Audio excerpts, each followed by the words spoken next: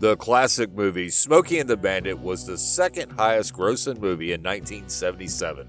The first was Star Wars. Here are a few things you might not know about this movie. Smokey and the Bandit was filmed on a shoestring budget.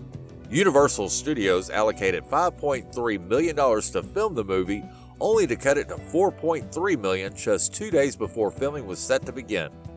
Burt Reynolds had a salary of $1 million to make this film. The original script was so bad that just about the entire movie was ad-lib. The iconic song Eastbound and Down was written by Jerry Reed and literally was written in one night. It went on to be one of his biggest hits and the song he was known for. Jackie Gleason played Buford T. Justice, and this was portrayed from a real Florida highway patrolman and police chief of River Beach, Florida. Gleason was encouraged to ad-lib and make movie suggestions, and which he did, like having Junior in the car with him, and he created some CB lingo like choke and puke.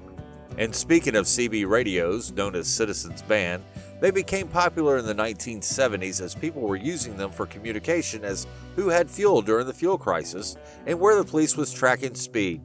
But it was the movie Smokey and the Bandit that caused the CB radio craze. There is talk that the CB is one of the reasons why the movie is such a hit, and it helped propel the TV show like the Dukes of Hazzard. And that will bring us to the cars.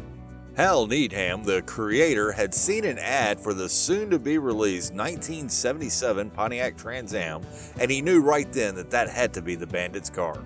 He reached out to Pontiac and an agreement was made, and Pontiac provided 4 Pontiac Trans Ams and 2 Pontiac Le Mans.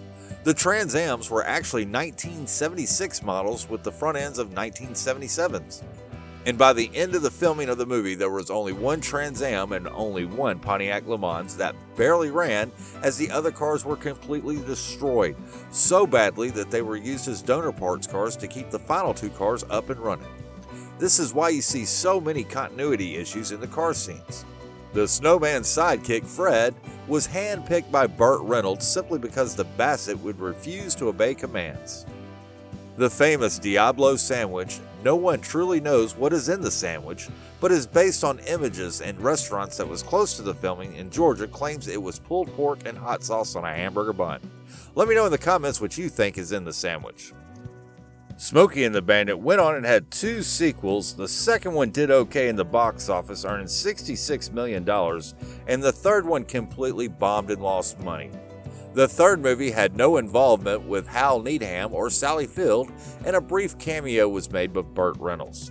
Thanks for watching. Consider a like and a sub, and I'm eastbound and down, heading towards the leaderboards, and I hope to see you there.